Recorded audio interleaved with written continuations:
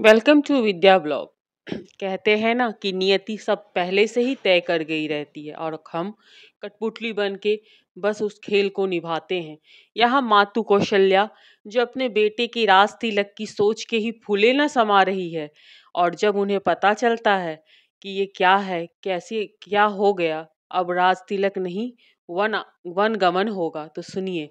मातु वचन सुनी अति अनुकूला, जनु स्नेह सुर तरु के फूला। सुख मकरंद भरी श्रिय मूला, निरखी राम मनु भवरु न भूला। माता के अत्यंत अनुकूल वचन सुनकर जो मानो स्नेह रूपी कल्प वृक्ष के फूल थे, जो सुख रूपी मकरंद पुष्प से भरे थे, और जो राज लक्ष्मी के मूल थे, ऐसे वचन रूपी फूल को देखकर श्री रामचंद्र जी का मन रूपी भौरा उन पर नहीं भूला। धर्म धुरी ने धर्म गति जानी, कहूँ मातु सनयति मृदुबानी। पिता दीन मोहि कानन राजू, जह सब भांति मोरे बड़े काजू। धर्मधुरीन श्री रामचंद्र जी ने धर्म की गति को जानकर माता से अत्यंत कोमल वाणी से कहा, हे माता, पिताजी ने मुझको वन का राज दिया है, जहाँ सब प्रकार से मेरा बड़ा काम बनने वाला है। आयुष देहि मुदित मन माता, जेहि मृद मंगल कानन जाता। जेहि स्नेह बस डर पसी भोरे, आनंदु अब अनुग्रह तोरे। हे माता, तू प्रसन्न मन से मुझे आज्ञा दे, जिससे मेरा वन यात्रा में आनंद और मंगल हो। मेरे स्नेह बस भूल के भी डरना नहीं। हे माता, तेरी कृपा से आनंद ही होगा। बरस 4-10 विपन बिसी करी, पितु वचन प्रमाण। आई पाई पुनि देखहूँ, मनुजनी करसी मलान। 14 वर्ष वन में रहकर पिताजी के वचन को प्रमाणित सत्य करके फिर लौटकर तेरे चरण का दर्शन करूंगा। तू अपने मन को ग्लान दुखी न करे। बचन बिनती मधुर रघुवर के, सरसम लगे मातु उड़ कर के। सहमहि सुखी सुनी शीतल वाणी, जिमि जावस परे पावस पानी। रघुकुल श्रेष्ठ श्री राम जी ये बहुत ही नम्र और मीठे वचन माता के हृदय में बाण के समान लगे और कसने लगे। उस शीतल वाणी को सुनकर कौशल्या वैसे ही सहमकर सूख गई, जैसे बरसात का पानी पड़ने पर जवासा सूख जाता है।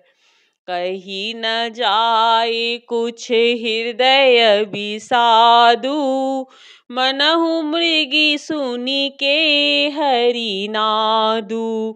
नयन सजल तन थर थर कापी, मजहि खाई मनि जनु मापी। हृदय का विषाद कुछ कहा नहीं जाता, मानो सिंह की गर्जना सुनकर हिरनी विकल हो गई। नेत्रों में जल भर आया, शरीर थर थर कांपने लगा, मानो मछली मांजा पहली वर्षा के फेन खाकर बदहवास हो गई है।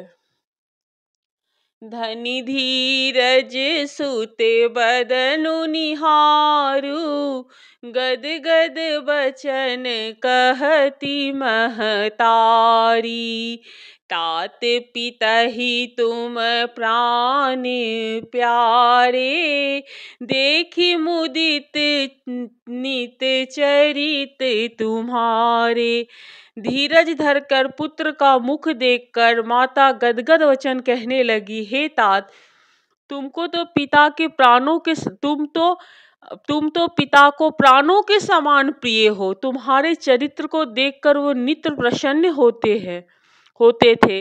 राज देन कहूँ शुभ दिन साधा, केहु जाने बन के ही अपराधा।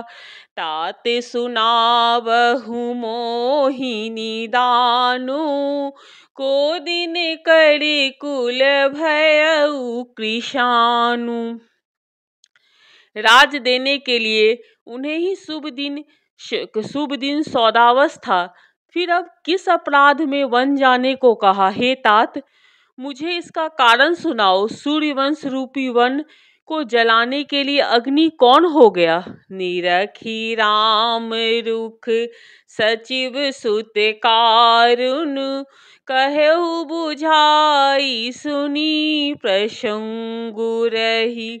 मूक जिमी दशा भरनी न जाई। तब श्री रामचंद्र जी का रुख देखकर मंत्री के पुत्र ने सब कारण समझा कर कहा कि उस प्रसंग को सुनकर वे गूंगी जैसी चुप रह गई।